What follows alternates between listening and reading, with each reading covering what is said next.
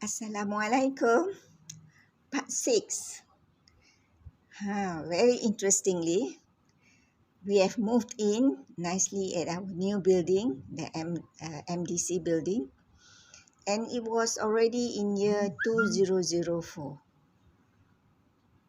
We realized that a lot of applications, a lot of online services were available, but uptake by the citizens are not much.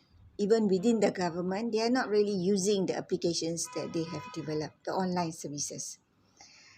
At that point of time, I remember the Prime Minister then was Tun Ahmad Badawi. He said in the meeting, in the ICM, Implementation Council meeting, we have e-government, but I'm not seeing people using it. Whenever I go to Singapore, they said they are very productive because they have e-government. And at Hong Kong, they said they are very effective. There is efficiency, and because of e-government. And he went to Taiwan. Taiwan said they are also efficient and productive because of e-government. But in Malaysia, the reputation is bad. We have e-government, but corruption is very high. So it stuck in my mind because it was top level meeting. But as usual, I was in the meeting, so I heard true because maybe then I realized we brainstorm my staff. The uptake or the take up rate is bad. Anyway, we realized that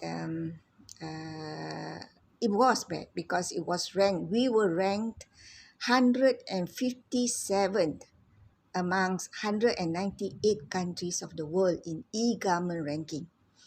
E-government ranking stipulates use of e-government applications that are available to the citizen. So I learned about this criteria. I learned about how to do it. And again, I just asked a mandate. I asked my boss, I want to do this. My boss said, not easy because, you have to ask the government whether how are you going to manage all this. So I went up to see the head of government at e-government at Mampu and asked her, can I do this? She said, we have one, because I said I wanted to do assessment of websites because websites were the entry point of people using the online services. Then she said, there are 1,000 over websites. How are you going to do it? I said, how to do it is my problem. You give me the permission for me to work with the government agencies. She said, yes, of course, you can do it. Story short, when I did the assessment in-house, I used my, initially we used vendors, but I trained my staff how to do it. And eventually we did it ourselves. From 2005, when we were ranked at 157, the next year we rose to 36 rank in the world. The next year, 2007, we went up again 25 at rank 25. And in 2008, we ranked 11. I was geared. I wanted to go, best 10 or best 5, rank top 10 or top 5.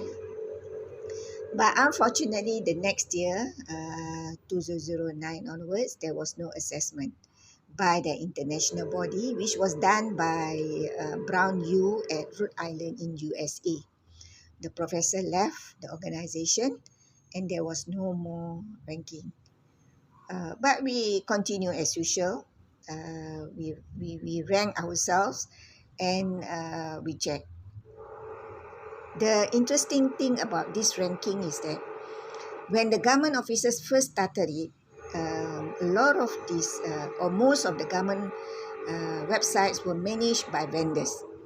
Vendors, they work according to whatever the contractual statement is, and it's difficult to ask them to update according to this time, that schedule and all that.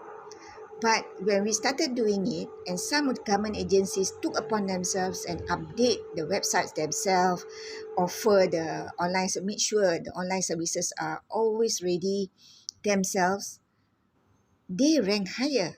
So other agencies, I had seminars, we talk about this, and we uh, give examples of agencies that did very well, and more agencies did well. How they did well? We ranked them, we gave them 5 stars. So they were all gearing up getting 5 stars. So in the end, we have so many government 5 stars, and many government agencies able to give online services through their websites. Another achievement.